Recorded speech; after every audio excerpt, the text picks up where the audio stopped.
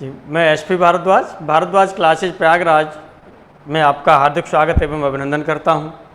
आज मैथमेटिक्स का हमारा फर्स्ट वीडियो है टीजीटी पीजीटी पर ऑनलाइन पर, और इस पर हम लोग जो बात कर रहेंगे वो करेंगे सेट थ्योरी के बारे में बात। तो देखिएगा सेट थ्योरी क्या होती है, इसके बारे में हम लोग बात करते हैं। सेट थ्योरी, देखिए सेट थ्योरी में जो पहला टॉपिक होता है वो होता है आपका सेट। और जो सेट थ्योरी को जो सबसे पहले इंट्रोड्यूस किया था वो एक जर्मन मैथमेटिशियन थे, जॉर्ज कंटूर। जर्मन मैथमेटिशियन थे जॉर्ज कंटूर। जॉर्ज कंटूर ने इसे पहली बार जो इंट्रोड्यूस किया था वो भी कब इंट्रोड्यूस किया था? In last 19th century. 19th century 19th century में इसे इंट्रोड्यूस किया था फर्स्ट टाइम। तो इसमें हम लोग बात करते हैं, पहले सबसे पहले बात करेंगे सेट की, कि सेट क्या होता है, इस पर हम लोग बात करते हैं। सेट देखिए जनरली हम एक एग्जांपल से समझते हैं कि जैसे यदि कहीं पर आपके पास मार्कर रखा हुआ है, बेंच रखी हैं, डेस्क रखी हैं, फैन चल रहा है ना, डस्टर है, बोर्ड लगा हुआ है, तो इस तरह के सिस्टम को आप क्या कह देते हैं? आप कह देते हैं कोई शिक्षण संस्थान होगा, यानी कोई क्लासरूम होगा, या आप कह सकते हैं कि कोई शिक्षण संस्थान है, क्लासरूम है, या आप एजुकेशनल सेंटर है, जो भी आप कहना चाहें। कुल मिलाकर के ये कहेंगे कि पढ़ाई से रिलेटेड कोई सेंटर खुला हुआ है ये। चलिए यहाँ पर अब हम लोग बात करते हैं इस तरह से जो चीज़ यहाँ देखेंगे, जैसे आपने मार्कर लिया था, मार्कर क्या है? ये भी वेल डिफाइंड ऑब्जेक्ट है। और भी आपने ले लिया, डस्टर ले लिया, वो भी वेल डिफाइंड ऑब्जेक्ट है। बोर्ड ले लिया, वो भी वेल डिफाइंड ऑब्जेक्ट है। एक बेंच ले ली, वो भी वेल डिफाइंड ऑब्जेक्ट है ना। ये सभी वेल डिफाइंड ऑब्जेक्ट हैं। वेल डिफाइंड ऑब्जेक्ट के बारे में हम और आपसे बात करेंगे। मैथमेटिकल फॉर्म में वेल डिफाइंड ऑब्जेक्ट का क्या मतलब होता है उसके बारे में हम अभी बात करेंगे। पहले हम बात कर रहे हैं सेट के बारे में। तो सेट क्या होता है? सेट होता है collection of well defined objects. Collection of well defined objects is known as set. तो सेट क्या होता है? Collection of well defined objects, well defined objects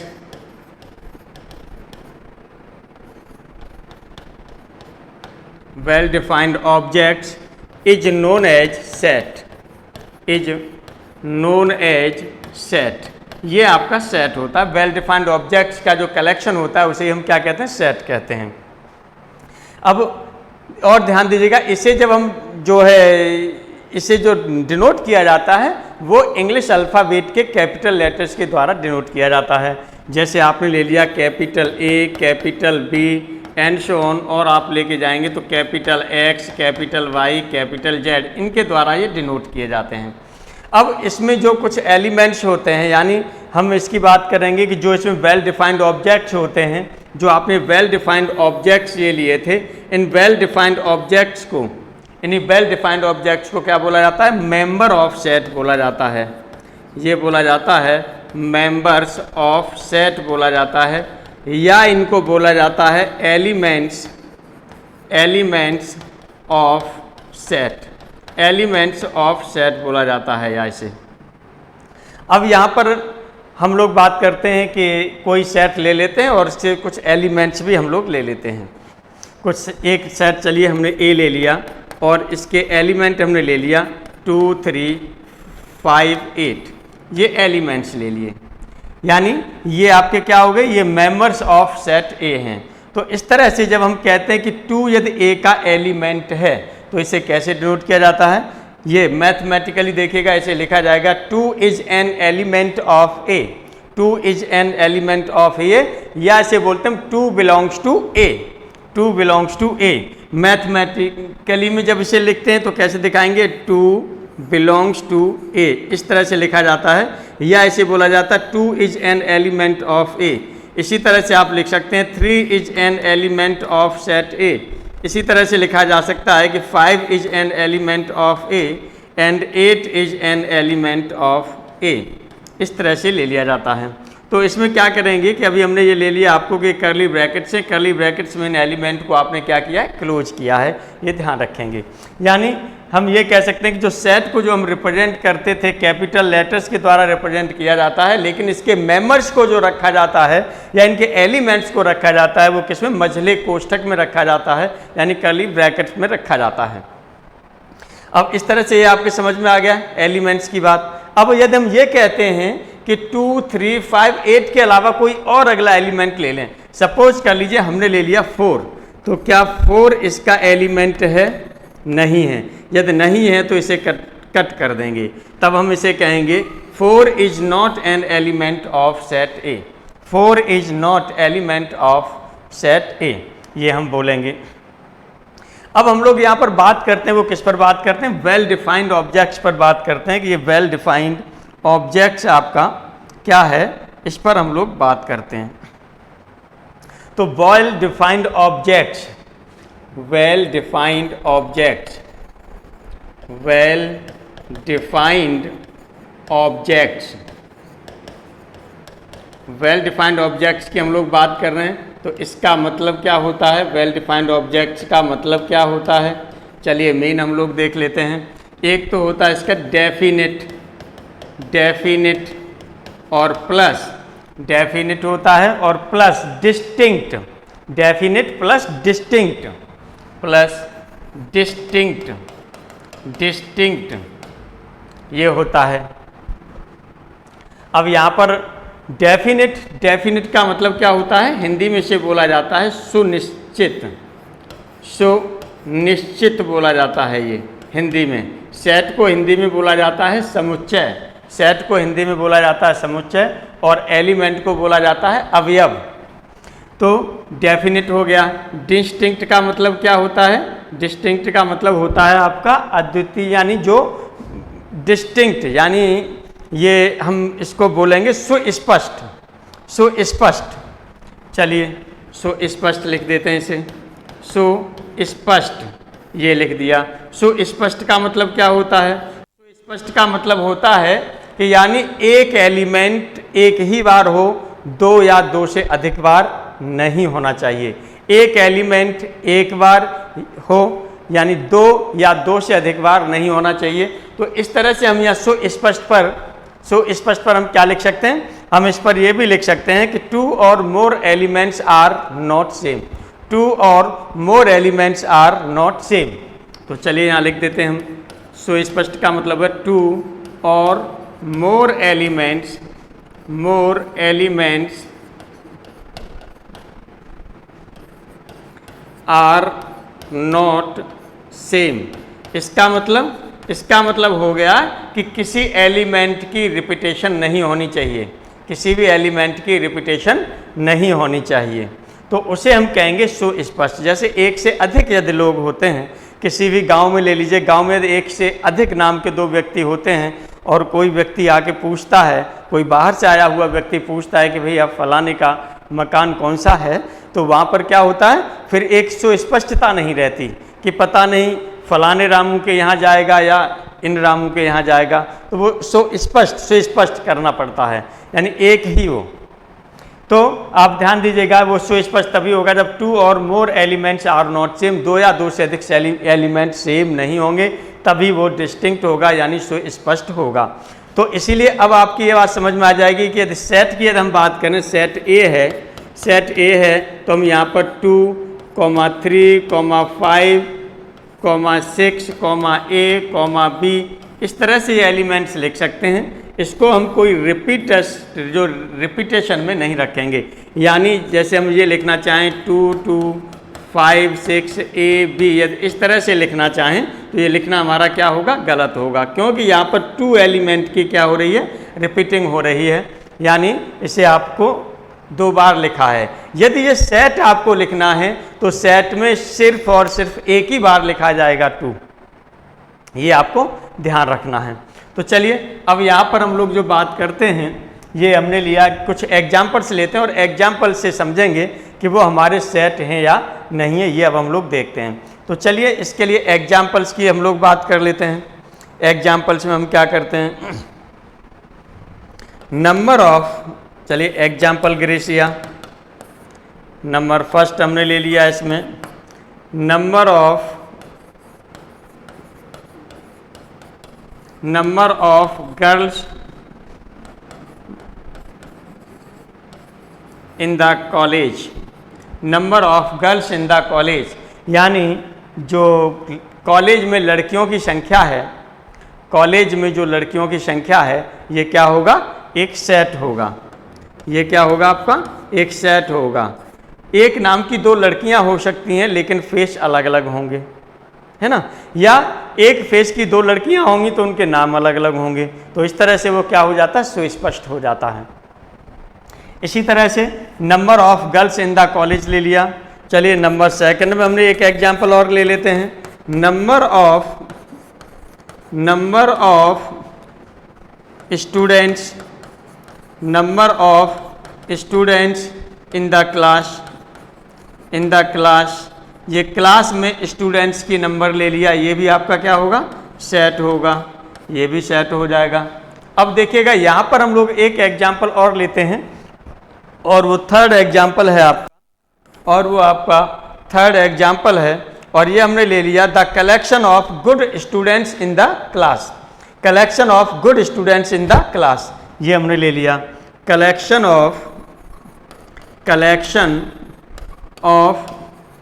good students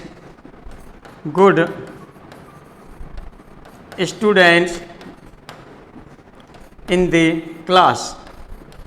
चलिए अब ये हमारा सेट होगा या नहीं होगा, collection of good students, good क्या है, हमारी प्रॉपर्टी है। अब आप देखेंगे कि इस प्रॉपर्टी में क्या होता है, क्या ये निश्चित है, पहले आप देखेंगे सुनिश्चित है, सुस्पष्ट है। तो जो गुड प्रॉपर्टी होती है ये आपकी स्पष्टता नहीं होती, इसमें डिस्टिंक्ट नहीं होती। क्यों?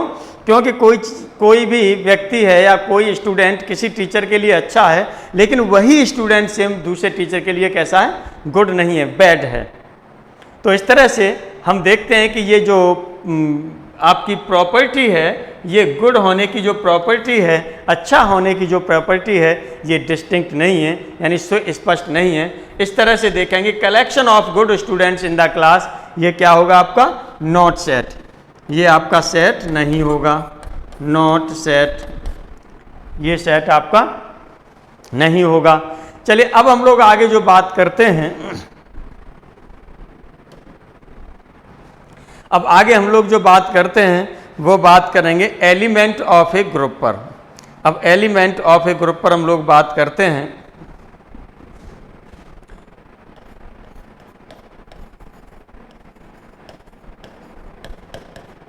एलिमेंट्स ऑफ ए ग्रुप, एक ग्रुप लेंगे एलिमेंट्स का और इसी से हम क्या बनाएंगे, सेट बनाएंगे। एक एलिमेंट्स ले लेंगे और इसी से हम क्या करेंगे, सेट बनाएंगे। चलिए एलिमेंट्स ले लीजिए। एलिमेंट्स में आपने क्या ले लिया, सपोज कर लीजिए आपने ले लिया ए, उसके बाद बी लिया, फिर ए लिया, सी ले लिया, ए ले लिया, बी ले लिया, ए ले लिया, सी ले लिया, बी ले लिया, डी ले लिया, ए ले लिया, B C C E D C F E F C D A B. Suppose कह लीजिए ये एलिमेंट्स आपने ले लिए। अब यहाँ पर ये देख रहे हैं कि जो ये आपने क्या लिया है, एलिमेंट्स ऑफ ए ग्रुप, एक ग्रुप ले लिया, उसके ये एलिमेंट्स ले लिए। अब जो एलिमेंट्स आपने लिए हैं, इसी एलिमेंट्स पर हम क्या करेंगे, इन्हीं एलिमेंट्स से हम क्या बनाएंगे, सेट बनाएंगे। तो सेट हमें बनाना है, चलिए सेट बनाते हैं। यदि सेट हम लोग लेते हैं तो सेट क्या हो जाएगा, यहाँ से सेट इक्वल टू, आपने क्या लिया था, आपने कहा था कि जो ग्रुप है, इस ग्रुप में से एक एलिमेंट एक बार रखा जाएगा, यानी एक कितने भी बार आए लेकिन उसमें से एक बार ही रखा जाएगा, ये है। या आप ऐसा भी कर सकते हैं कि पहले जितने ए हैं उनको एक साथ लिख लें, फिर बी को एक साथ लिख लें, फिर सी को एक साथ लिख लें, फिर डी को एक साथ लिख लें, एंड सो ऑन, ऐसे ही आगे एक साथ लिखते चले जाएं। तो इसे हम क्या बोलेंगे, लिस्टेड, यानी इसको लिस्ट किया जा रहा है। और कॉमा, जैसे यहाँ कॉमास लगे उसी तरह से वहाँ पर कॉमा से इसे आप क्या कर लेंगे, अलग अलग कर लेंगे। तो चलिए इसका जब हम सेट तैयार करते हैं तो सेट में आपका क्या हो जाएगा, आप देखेंगे जो एलिमेंट है पहले ए, ये ए देखिएगा कहाँ कहाँ पर है, ए, और ए आपका कहीं और भी है, ये है। अब यहाँ पर आप देखेंगे कि जो ए एलिमेंट है वो आपको क्या करना है, कितने बार भी लिखा हुआ है ग्रुप में, लेकिन ये आपको एक ही बार लिखना है। तो आपने ए लिख दिया कॉमा। अब क्या करेंगे, बी एलिमेंट देखेंगे कहाँ कहाँ लिखा हुआ है। एक बी एलिमेंट यहाँ पर है, एक बी एलिमेंट यहाँ है, एक बी यहाँ है, एक बी यहाँ है और एक बी आपके पास यहाँ है। तो जितने भी बी हैं उनमें से बी आपको क्या लेना, केवल एक लेना है। तो आपने ये बी ले लिया कॉमा। इसी तरह से सी की बात करें तो जितने भी सी हैं उनमें से एक सी लेना है, सी सी सी सी सी, इनमें से एक सी आपको लिखना है, ये सी लिख दिया। इसके बाद में आप क्या करेंगे, अब आप डी ले लीजिए। यहाँ पर देखिएगा डी डी डी, अब इसमें से एक बार डी लिखेंगे। इसके बाद आपको क्या लेना है, आगे देखिएगा क्या रहा, ई, तो ई ले लिया आपने, ई भी एक बार लिख दिया। अब इसके बाद में आपने क्या लिखा, एफ देखिएगा जितनी बार है उनमें से एक बार आपको एफ भी लिखना है। इसके बाद और कोई एलिमेंट, अब कोई एलिमेंट नहीं छूट रहा है। तो इस तरह से ये आपका क्या हो गया, सेट हो गया। इस तरह से ये क्या हो गया आपका, ये सेट हो गया। यानी यहाँ पर आपने देखिए एलिमेंट्स ऑफ ए ग्रुप लिया और एलिमेंट्स ऑफ ग्रुप से आपने क्या बनाया, एक सेट बना दिया। इस सेट का यदि कुछ नाम आप देना चाहें ए बी सी डी तो आप आराम से दे सकते हैं। चलिए अब हम बात करते हैं रिप्रेजेंटेशन ऑफ ए सेट की। अब हम लोग बात करते हैं representation of a set. Representation of a set. Set के रिप्रेजेंटेशन की बात करते हैं तो सेट को रिप्रेजेंट करने के हमारे पास कितने मेथड होते हैं, दो मेथड होते हैं, टू मेथड्स। तो हम कह सकते हैं इट रिप्रेजेंटेड बाई, या a set can be represented by two methods. A set can be represented by two methods. दो मेथड्स के द्वारा इसे रिप्रेजेंट किया जा सकता है। नंबर फर्स्ट इसे हम क्या बोलते हैं, टेबुलर फॉर्म या टेबुलर मेथड या टेबुलेशन मेथड भी बोल देते हैं कुछ लोग। तो पहला आपका ये हो गया टेबुलर मेथड आप लिखते हैं या टेबुलर फॉर्म। इसी को क्या बोला जाता है, इसी को बोला जाता है सारणीयन विधि या और क्या बोला जाता है, इसको रोस्टर मेथड भी बोला जाता है। रोस्टर मेथड भी बोला जाता है इसे, और इसे बोलते हैं हिंदी में भी इसे रोस्टर मेथड ही लिखते हैं या रोस्टर विधि लिख देते हैं। दूसरा आपका क्या है, दूसरा आपका होता है प्रॉपर्टी मेथड। दूसरा होता है प्रॉपर्टी मेथड यानी प्रॉपर्टी मेथड का मतलब हो गया गुण विधि या और इसी को बोला जाता है सेट बिल्डर फॉर्म। इसे ही बोला जाता है आपका सेट बिल्डर फॉर्म या सेट बिल्डर मेथड यानी समुच्चय निर्माण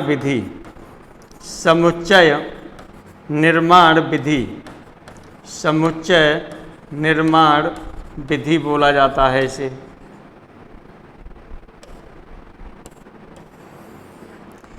चलिए अब किस तरह से रिप्रेजेंट करेंगे, इन दो मेथड के द्वारा किसी सेट को रिप्रेजेंट किया जाएगा।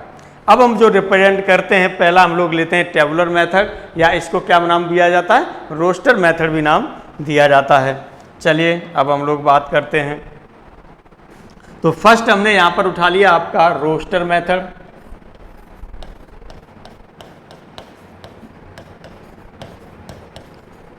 रोस्टर मेथड उठा लिया आपने, फर्स्ट मेथड आपने लिया रोस्टर मेथड। अब रोस्टर मेथड में क्या होता है, अभी जैसे हमने आपको जो बताया था, हमने क्या कहा था, जो एलिमेंट्स होते हैं, एक ग्रुप आपको दिया होगा, डाटाज का ग्रुप दिया होगा, उनमें एलिमेंट दिए होंगे, वो जो है उसके वो दिए होंगे, ग्रुप ऑफ डाटा में एलिमेंट्स दिए होंगे। एलिमेंट में से आप क्या करेंगे, कोई भी एलिमेंट रिपीट नहीं होना चाहिए, कोई भी एलिमेंट रिपीट नहीं होना चाहिए, यानी कोई ऑब्जेक्ट रिपीट नहीं होना चाहिए। तो और वो क्या करेंगे, किस में लिखा जाएंगे, वो कर्ली ब्रैकेट के अंदर सब लिखे जाएंगे और कॉमा के द्वारा अलग अलग किए जाएंगे। तो पहली चीज़ हमने क्या बताया, इनको पहले आप लिस्टेड करते हैं, यानी in tabular method all elements are listed, यानी जितने भी एलिमेंट्स होते हैं वो पहले क्या किए जाते हैं, लिस्टेड किए जाते हैं। और क्या किए जाते हैं, और सेपरेटेड बाई द कॉमाज, और कॉमाज के द्वारा सेपरेट किए जाते हैं, and closed in curly brackets, और कर्ली ब्रैकेट में क्या किए जाते हैं, क्लोज्ड किए जाते हैं। तो चलिए जैसे हमने बताया आपको, कर्ली ब्रैकेट में हम क्या करेंगे, क्लोज करेंगे, और जो भी एलिमेंट्स होंगे उनको हम कॉमास के द्वारा क्या करेंगे, अलग अलग करेंगे। ये हमने बताया रोस्टर मेथड में। यदि इस पर एग्जाम्पल भी आप लेना चाहें तो आप एग्जाम्पल ले सकते हैं। रोस्टर मेथड में कोई सा भी आप एग्जाम्पल ले लीजिए, जैसे अभी ग्रुप ऑफ डाटा वाला हमने एग्जाम्पल लिया था, उसको भी आप ले सकते हैं। और भी यदि आप एग्जाम्पल लेना चाहें तो और भी आप एग्जाम्पल्स के फॉर्म में ले सकते हैं।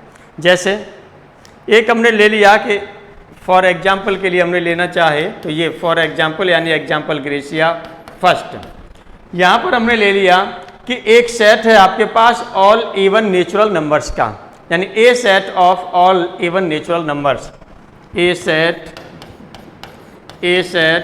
Of all even natural numbers, एक आपके पास इवन नेचुरल नंबर्स का सेट है, एक आपके पास इवन नेचुरल नंबर्स का सेट है ये। अब इसे कैसे लिखेंगे, चलिए सेट हमने मान लिया ए है, सेट ए आपने ले लिया, ऑल इवन नेचुरल नंबर्स, तो नेचुरल नंबर्स की बात कर रहा है, ऑल इवन नेचुरल नंबर्स, तो नेचुरल नंबर में ध्यान दीजिएगा, नेचुरल नंबर जो होते हैं वो क्या होता है, 1 2 3 4 5 6 7 8 इस तरह से चलते हैं। तो इसमें से जो इवन है, इवन आपका क्या होगा, 2 हो गया, 4 हो गया, 6 हो गया, 8 हो गया, एंड सो ऑन। ये आपके पास क्या हो जाएगा, एक सेट हो जाएगा, और ये सेट आपका क्या बोला जाएगा,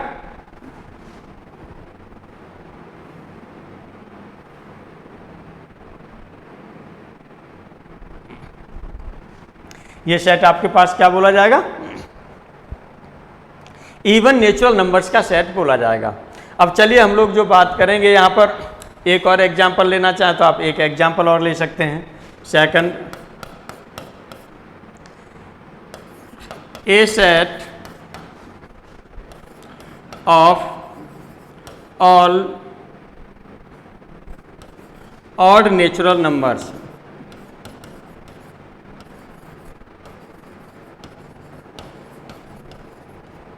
अब यहाँ पर देखेंगे तो ये हमने मान लिया बी सेट है, इसमें एलिमेंट क्या हो जाएंगे, ऑल ऑड नंबर की बात कर रहा है, ऑड नंबर्स हैं वो भी नेचुरल नंबर्स, तो इसका मतलब 1 3 5 7 एंड सो ऑन, ये आपके सेट्स ये हो गए।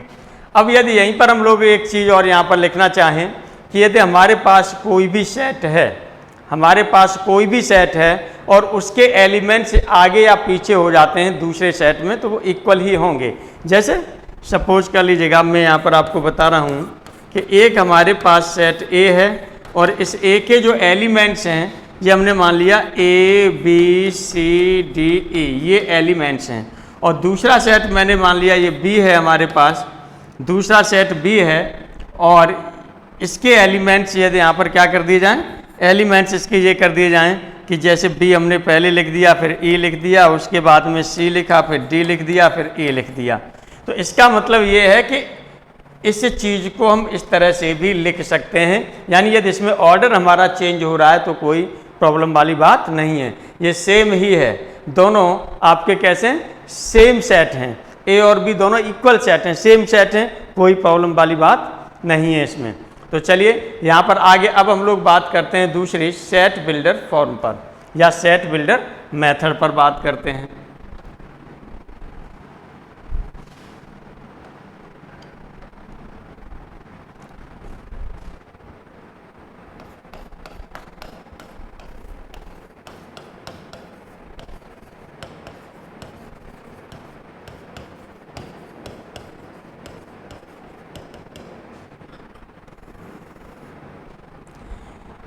Set builder method, set builder method में क्या होता है, इसमें हमने बताया था कि प्रॉपर्टी यानी एक कैरेक्टरिस्टिक प्रॉपर्टी होती है, जो एलिमेंट्स होंगे उनमें एक कॉमन कैरेक्टरिस्टिक प्रॉपर्टी होगी, जो कॉमन कैरेक्टरिस्टिक प्रॉपर्टी होगी उसी को लेकर के इसे हम क्या करेंगे, लिखेंगे, उसी को लेकर के लिखेंगे, कैरेक्टरिस्टिक प्रॉपर्टी को ही बेस मान करके लिखा जाएगा ये सेट बिल्डर मेथड में।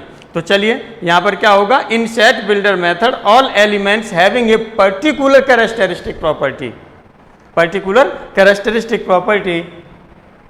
तो अब यहाँ पर हम लोग यहाँ पर बात करते हैं फॉर एग्जाम्पल के लिए, एग्जाम्पल ग्रेसिया, या चलिए पहले मैं इसका ये एग्जाम्पल लिख देता हूँ।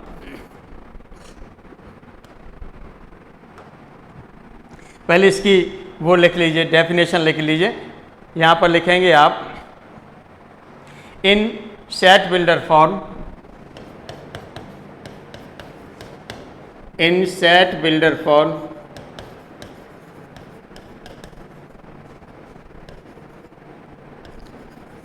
all elements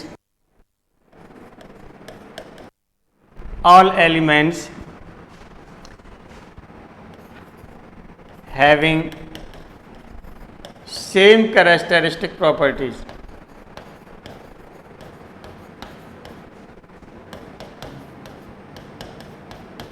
same characteristic property,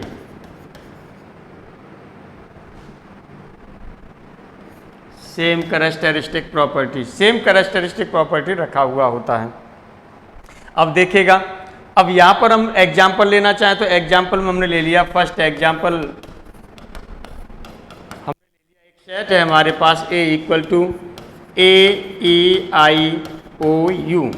अब ये क्या है आपका, आप देखेंगे जो अंग्रेजी वर्णमाला के जो इनको बोला जाता है स्वर, यानी वॉवल्स, वॉवल्स बोला जाता है। तो ये है आपके जो है, इनकी प्रॉपर्टी क्या है सभी एलिमेंट्स की, कि ये वॉवल हैं, ठीक, वॉवल्स हैं ये सभी। अब यहाँ पर और एग्जाम्पल लेना चाहें तो दूसरा एग्जाम्पल भी आप लिख सकते हैं। चलिए और एक एग्जाम्पल आप लिख लीजिए। अब आप एग्जाम्पल, लेकिन पहले से एग्जाम्पल से पहले से हम लोग इसमें लिख लेते हैं, सेट बिल्डर मेथड में से लिखते हैं, क्योंकि ये तो हमने कॉमाज के द्वारा क्या कर दिया है, अलग कर दिया है। कॉमाज के द्वारा ये सब हमने क्या किया है, पहले अलग कर दिया है। यानी जो ये फॉर्म हमने ले ली है, ये कौन सी फॉर्म ले ली है, ये रोस्टर फॉर्म ले ली है। और इस रोस्टर फॉर्म से जो हमें कन्वर्ट करना है, यानी इसे हमें लिखना है, वो किस में लिखना है, सेट बिल्डर फॉर्म में लिखना है। तो चलिए पहले हम लोग इसे सेट बिल्डर फॉर्म में लिखते हैं, तब हम इसमें आते हैं, लौट के वापस आते हैं। तो चलिए A इक्वल टू कैसे लिखा जाएगा। अब ये क्या है, ये AEIOU, ये क्या है, वॉवेल है। कोई भी एक वॉवेल ले लेंगे, तो ये ले लिया आपने X सच दैट, इसे लिखेंगे तो X such that, X such that हो गया, X is A, X is, अब X यहाँ पर क्या है, X is an vowel in English alphabet, English alphabet. अब देखिएगा यदि हम लिखेंगे तो क्या लिखेंगे, एक्स आपका क्या है, जो इंग्लिश अल्फ़ाबेट का क्या है, वॉवल है। अब यहाँ पर हम लिखते हैं तो क्या हो जाएगा, इन वॉवल की बात करें तो कितने अल्फ़ाबेट हैं, वो ए भी हो सकता है, ई भी हो सकता है, आई भी हो सकता है, ओ भी हो सकता है और यू भी हो सकता है। चारों में से कुछ भी हो सकता है, इसलिए एलिमेंट्स में आप क्या करोगे, चारों को ही लिखेंगे यहाँ पर। यानी इसकी प्रॉपर्टी जो आप लिखेंगे, ये चारों ऐसे ही लिखेंगे, पाँच हैं आपके पास ये वॉवेल्स। तो और यदि इसे लिखना चाहें तो आप लिख सकते हैं एक्स सच दैट, यानी सच दैट या तो ऐसे लगा दें या फिर इस तरह से लकीर खींच दें। तो ये भी आपका हो जाएगा x is an vowel in English alphabet.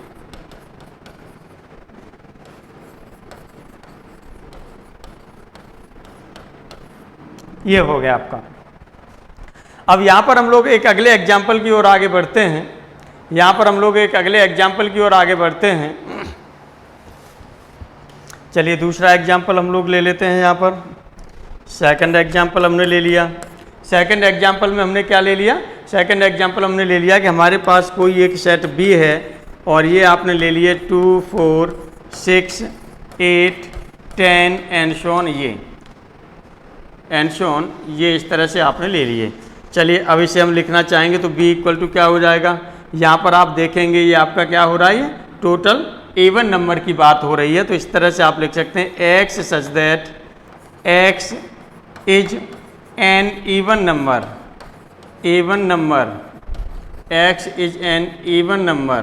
कोई भी आपका क्या होगा, इवन नंबर होगा ये, चूँकि हम जानते हैं कि इवन नंबर और ऑड नंबर को जो डिफाइन किया गया था वो नेचुरल नंबर पर ही डिफाइन किया गया था। आगे चल कर के जब हमने उसे माना तो नेगेटिव इवन नंबर या नेगेटिव ऑड नंबर का नाम दे दिया। लेकिन जब केवल इवन नंबर की बात होगी या केवल ऑड नंबर की बात होगी तो वो नेचुरल नंबर पर जाकर के बात होगी। और यदि वो नेगेटिव इवन नंबर की बात कर रहा है तो नेगेटिव इवन नंबर का मतलब आपका क्या हो जाएगा, -2, -4, -6, -8 इस तरह से चलेंगे। और केवल इवन नंबर की ही बात हो रही है, वो पॉजिटिव इवन नंबर की बात करेगा तब भी आपका 2, 4, 6, 8 हो जाएगा, और केवल इवन नंबर की भी बात करेगा फिर भी 2, 4, 6, 8 यही आप रखेंगे। चलिए नेक्स्ट एग्जाम्पल पर हम लोग बात करते हैं।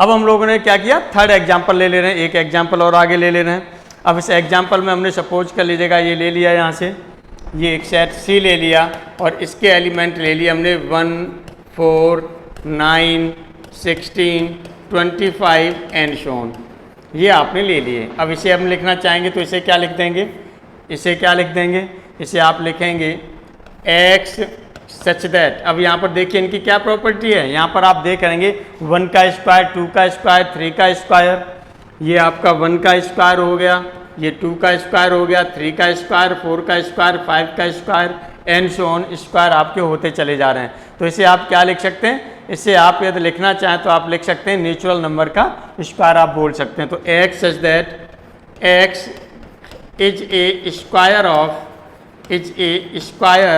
Of a natural number, of a natural number. एक तो आप इसे इस तरह से लिख सकते हैं, और आप क्या लिखते हैं, और आप इसे क्या लिख सकते हैं, चलिए और भी आप लिखना चाहें तो ये भी लिख सकते हैं x such that x equal to n square, x equal to n square. और यहाँ पर आप दिखा सकते हैं जो n की वैल्यू है वो 1, 2, 3, 4, 5 एंड सो ऑन ये होगी। और भी यदि इसे लिखना चाहें तो क्या लिख सकते हैं, ये हो जाएगा x such that x equal to n square, ये लिख सकते हैं। और आप लिख सकते हैं n belongs to capital N, n belongs to capital N, आप ये भी इसे लिख सकते हैं। इस तरह से एक एग्जाम्पल और हम लोग ले लेते हैं। ये हमने एग्जाम्पल ले लिया, फोर्थ एग्जाम्पल ले लिया हमने, एक हमने सेट D ले लिया और D सेट में हमने आपको क्या दिखाया, ये दिखाया 1, 8, 27 और 64 एंड सो ऑन, इस तरह से ये दिखा दिया। तो इसे यदि आप लिखना चाहें तो क्या लिख सकते हैं, ये हो जाएगा आपका x such that x equal to, ये हो जाएगा आपका n की पावर 3, और यहाँ पर जो स्मॉल n है ये बिलोंग्स टू क्या करेगा, नेचुरल नंबर बिलोंग करेगा, या ऊपर जो जैसे लिखे थे स्क्वायर वाले उस केस में भी आप इनको आगे लिख सकते हैं आराम से। अब चलिए और भी यदि हम एक एग्जाम्पल लेना चाहें तो और एग्जाम्पल ले लेते हैं।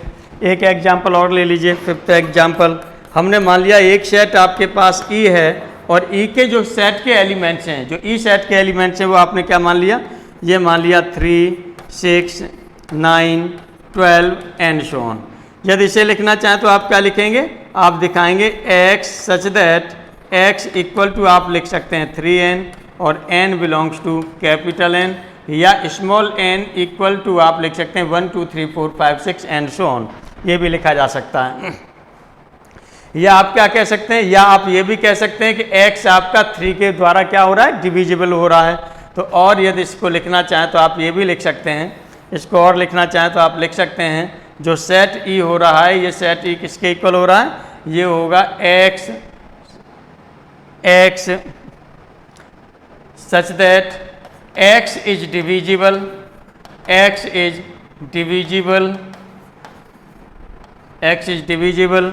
by 3, x is divisible by 3, इस तरह से भी आप इसे लिख सकते हैं। चलिए अब आगे हम लोग और बात करते हैं। जैसे एक सेट हमने ले लिया, एक सेट हम लोग यहाँ से ले रहे हैं और उसे हम टेबुलर फॉर्म में जो है लिख रहे हैं, उसे सेट बिल्डर फॉर्म में आप क्या करेंगे, कन्वर्ट करेंगे। सेट बिल्डर फॉर्म में आप क्या करेंगे, कन्वर्ट करेंगे। तो चलिए एक सेट, एक तरफ हम टेबुलर फॉर्म लिख रहे हैं और एक और क्या करेंगे, उसकी सेट बिल्डर फॉर्म। तो चलिए इधर हमने लिख दिया टेबुलर फॉर्म, टेबुलर फॉर्म इधर हमने ले ली, और सेट बिल्डर फॉर्म हम क्या करेंगे, इधर ले लेंगे। Set builder form, set builder form आप इधर ले लेंगे। Set builder form, tabular form, तो टेबुलर फॉर्म में अब आप क्या करेंगे, एक सेट को ही हमने ले लिया और सेट को हमने डिनोट कर दिया।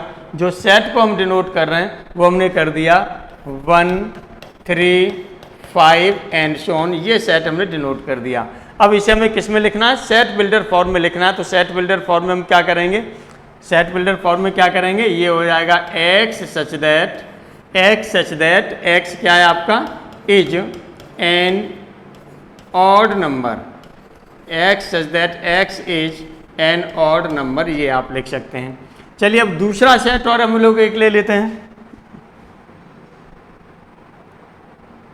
एक दूसरा सेट और हम लोग ले लेते हैं। और दूसरे सेट में जो हम लोग लेंगे वो क्या ले लिया हमने, 5 और 7 ले लिया, 5 और 7 ले लिया। अब यहाँ पर देखेंगे 5 और 7 को लेके चलेंगे तो आप देखेंगे कि ये एक तो ऑड नंबर में भी हैं और ये प्राइम नंबर में भी हैं, एक तो ये ऑड नंबर में भी हैं और एक ये प्राइम नंबर में भी हैं, दोनों में हैं। तो इस तरह से यदि इसे आप लिखना चाहें तो आप क्या लिखेंगे, यहाँ पर आप लिख देंगे x such that x is, ये प्राइम नंबर हो रहा है। प्राइम नंबर किससे छोटा है, 11 से छोटा प्राइम नंबर है, क्योंकि 7 के बाद में फिर आपका प्राइम नंबर क्या होता है, 11 होता है। तो x is the prime number, x is the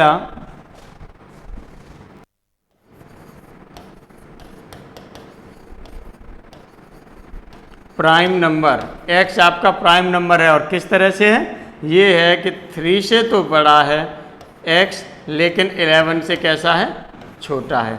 3 से बड़ा है और 11 से छोटा है। और भी यदि यहाँ पर लिखा जाए तो यहाँ पर आप ये भी लिख सकते हैं कि, और इसे लिखें तो आप लिख सकते हैं x such that x is, अब ये आपका क्या है, ऑड नंबर है, इज एन ऑड नंबर, ये आपका ऑड नंबर है। और ऑड नंबर जो आप दिखाते हैं वो कैसे दिखाते हैं, ये आप दिखाते हैं ऑड नंबर, यदि आप दिखाते हैं तो आप कह सकते हैं ऑड नंबर, और ये ग्रेटर देन किससे हो जाएगा, 3, greater than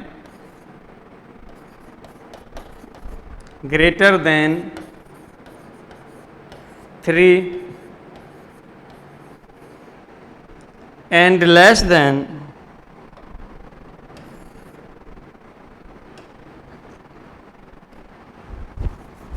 and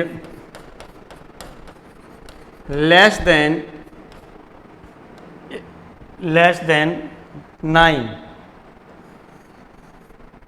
and less than 9, ये हो जाएगा आपका। अब हम लोग आगे इस पर जो बात करेंगे वो बात करेंगे cardinal number of a set पर। Cardinal number of a set क्या होता है,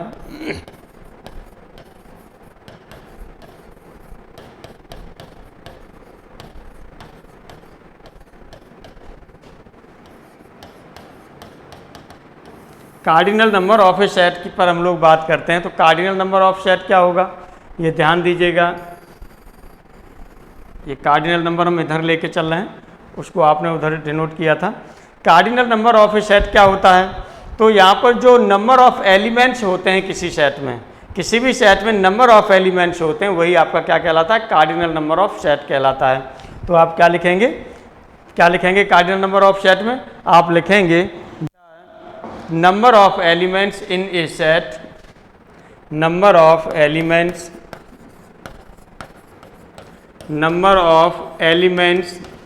in a set, यानी एक सेट है कोई, उसमें जो नंबर ऑफ एलिमेंट्स होते हैं वही क्या कहलाता है, इज नोन एज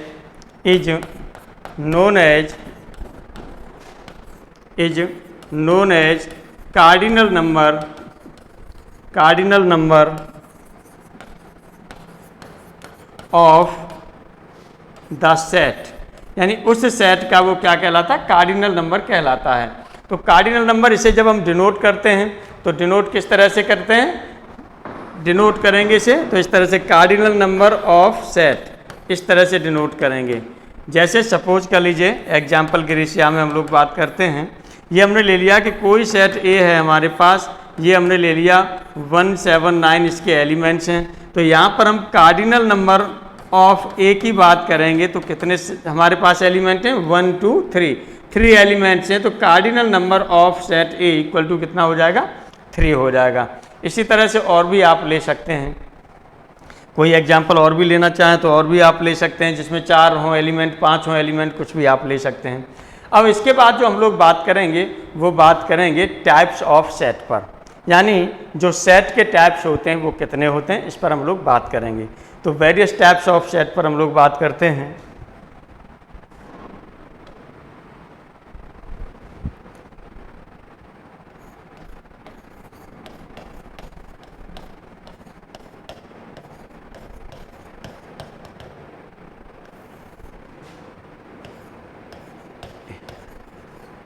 यानी समुच्चय के प्रकार।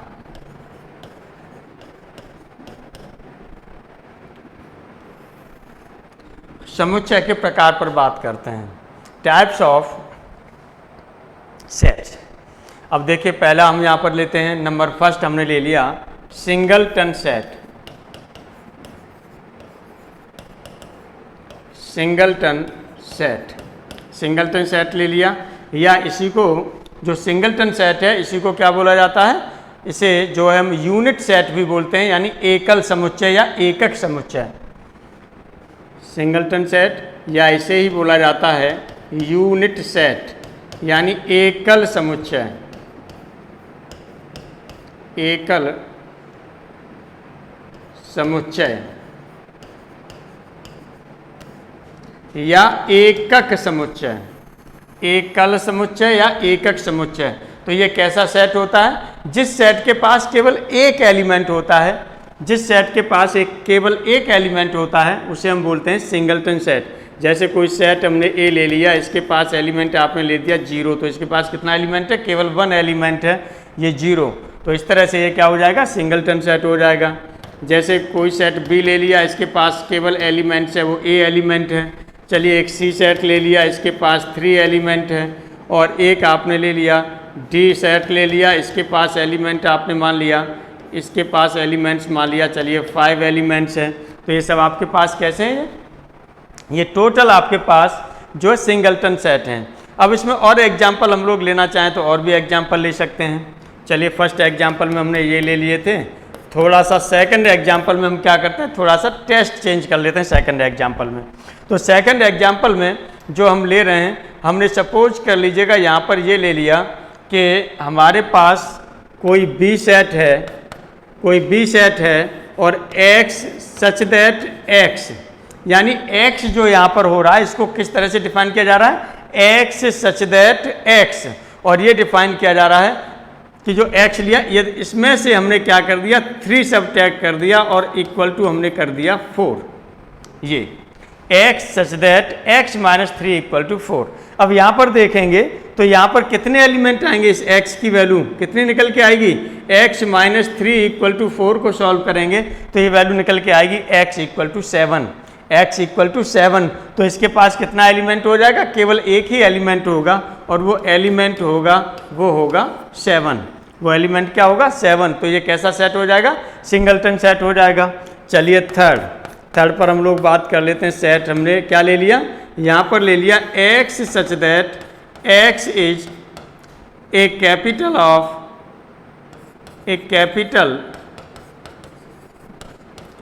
इंडिया, कैपिटल ऑफ इंडिया, यानी इंडिया की जो कैपिटल है उसको आपने क्या लिखा है, x लिखा है।